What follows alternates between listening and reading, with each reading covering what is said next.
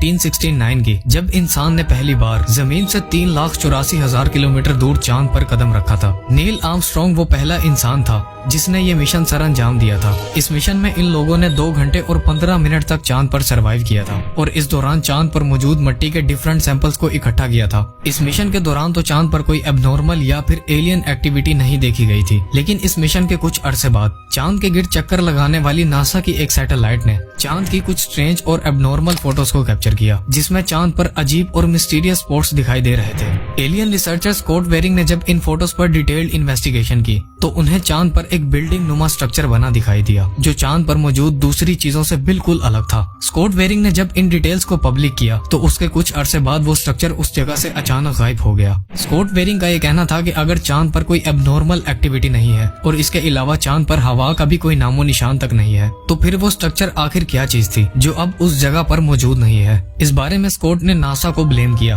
कि नासा ने उस स्ट्रक्चर को एडिट कर वहां से रिमूव कर दिया है और असल हकीकत को दुनिया से छुपा लिया है। इस स्ट्रक्चर के अलावा चंद साल पहले चांद पर एक टैंक की शेप का स्ट्रक्चर भी डिस्कवर किया गया था, जो इस बात की तरफ इशारा कर रहा था कि चांद पर जरूर कोई न कोई एलियन एक्टिविटी मौजूद है जिससे हम इंसान अब तक ना वाकिफ हैं।